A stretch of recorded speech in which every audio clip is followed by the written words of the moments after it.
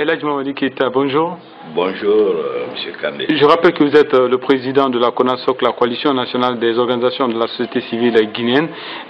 L'opposition avait annoncé bien avant Ramadan, après le mois saint, qu'elle allait battre le pavé justement pour réclamer l'organisation rapide des manifestations communales. Mais entre-temps, il y a la Cour constitutionnelle qui a rendu son arrêt concernant la constitutionnalité du projet de loi concernant le code électoral.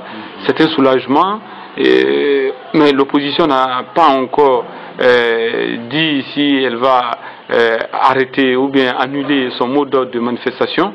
Est-ce que selon vous, en tant qu'acteur de la société civile, vous estimez que l'opposition doit mettre de l'eau dans son vin et puis surseoir à cette menace de manif après justement ce mois saint? Merci, M. Kandé. C'est vrai que l'opposition avait menacé de descendre dans la rue.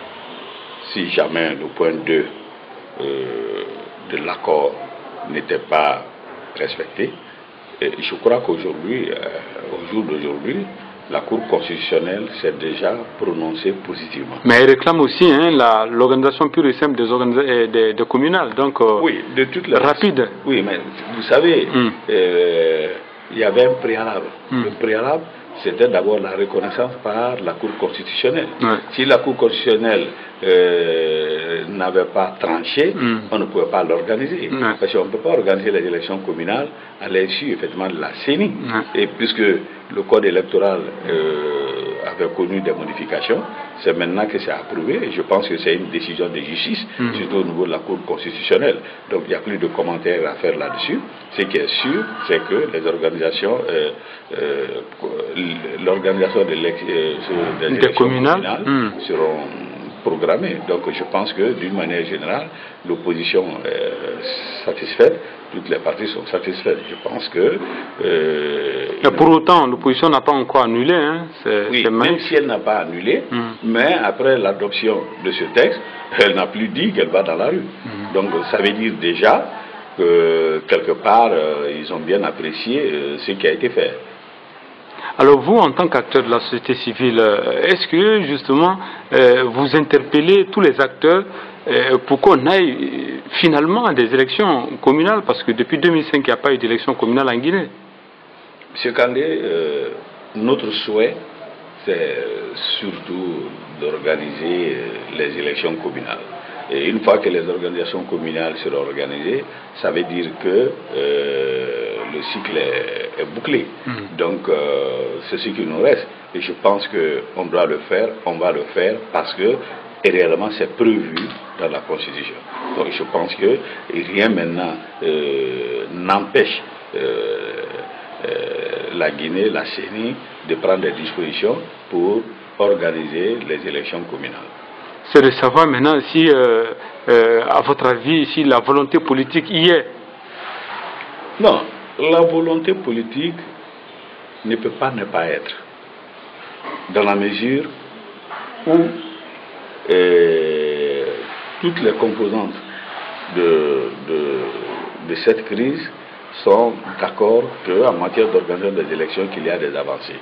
J'ai dit tout à l'heure qu'il y avait un blocage.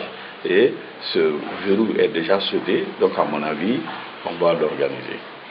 D'ici la fin de l'année, les élections doivent être organisées par la CENI.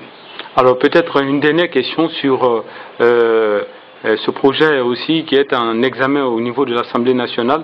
Les députés réclament une amélioration, pour ne pas dire une augmentation de leurs privilèges, notamment les différentes, parlons des indemnités peut-être, et aussi ce qu'ils ont comme, on pourrait parler peut-être des avantages, des véhicules qu'ils ont, aussi des passeports qu'ils réclament pour leurs épouses et leurs enfants. Est-ce que vous, en tant qu'acteur de la société civile, vous êtes un peu choqué que les députés qui ont déjà beaucoup réclament encore? Monsieur Kandé, je crois que c'est leur droit de demander. Mais ils doivent tenir compte des réalités de notre pays. Ils sont les représentants du peuple de Guinée. À ce titre, Ils savent ce que nous traversons. Ils savent les difficultés que le peuple de Guinée traverse aujourd'hui. Quand au niveau d'un pays, le SMIC est à 440 000 francs guinéens, vous ne pouvez pas vous permettre effectivement de faire certaines choses. Et je dirais ici que comparaison n'est pas raison. On ne peut pas se comparer aux autres pays. Il faut tenir toujours compte des réalités de notre pays.